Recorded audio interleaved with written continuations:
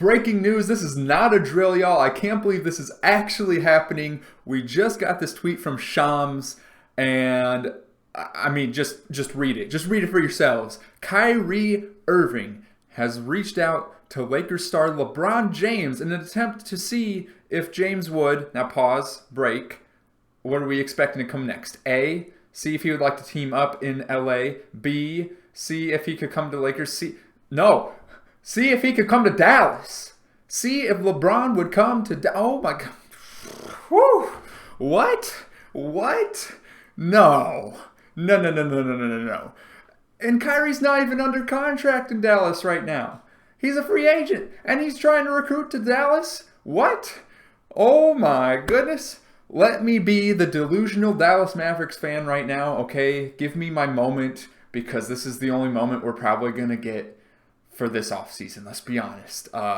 Is this going to actually happen?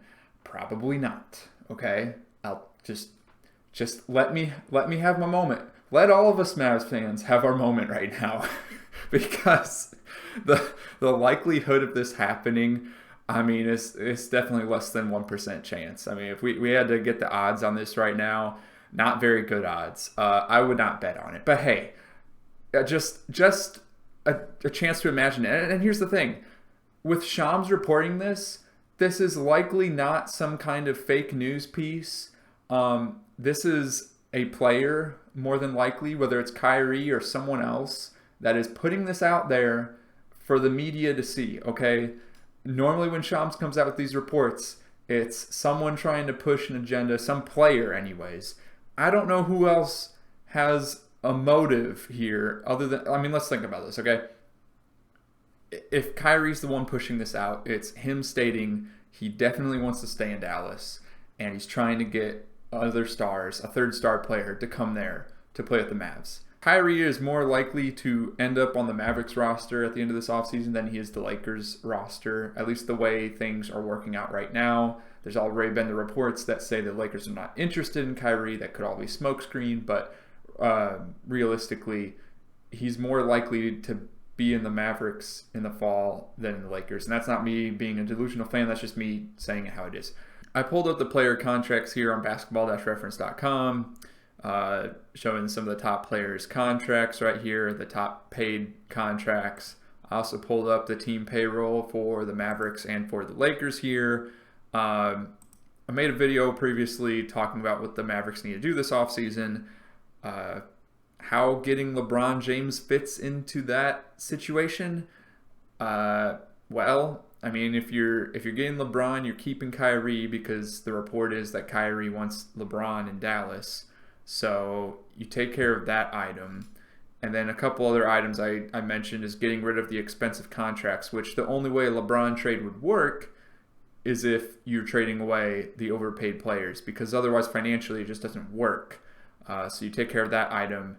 And then the third item is doing something with your draft picks. So I talked about all these things in a previous video. How would a LeBron trade work? So, of course, we had to whip out the NBA trade machine on ESPN. Now, there are some flaws with this trade machine, I am aware.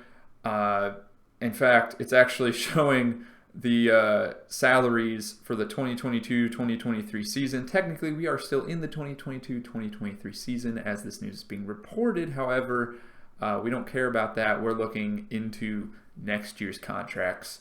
So we're going to have to, fiddle around with these numbers. They're not perfect.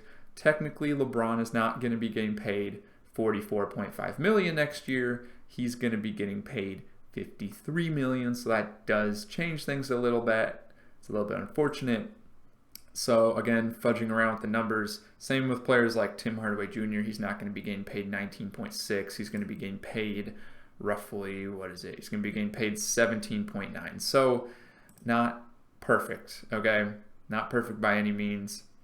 So yeah, I mean, the way it would have to work financially, you'd have to throw in the Bertans contract, you have to throw in Tim Hardaway Jr., and you'd have to throw in like a Reggie Bullock, possibly also a Maxi Kleber here.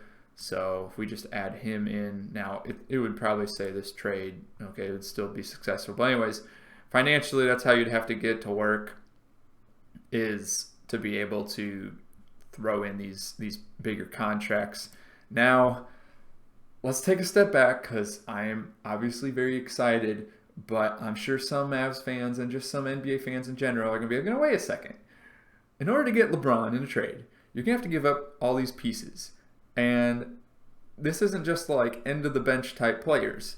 I mean, Tim Hardaway Jr., he's a semi-starter. He's been in the starting lineup. Reggie Bullock, same. Max Kleber, same. Like, these are contributing players. You give all these away for LeBron James, and what are you left with, right?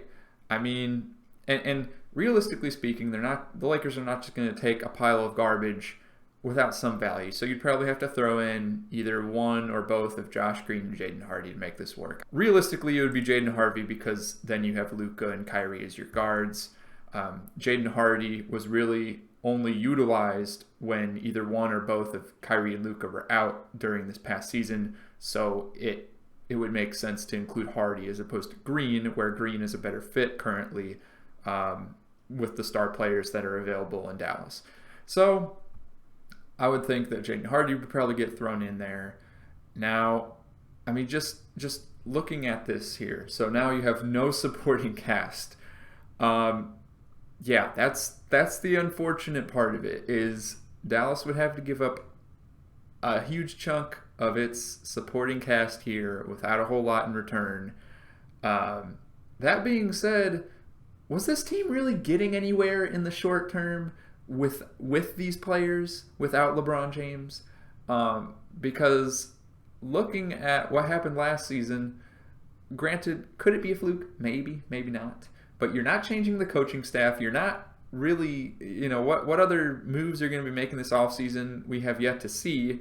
So if we go into next season with the same exact roster, with the same exact coaching staff, I don't know what you're expecting. Sure, you give more time for Luka and Kyrie to mesh, but really that wasn't even the problem. The problem was defense for the most part. So defense and rebounding. So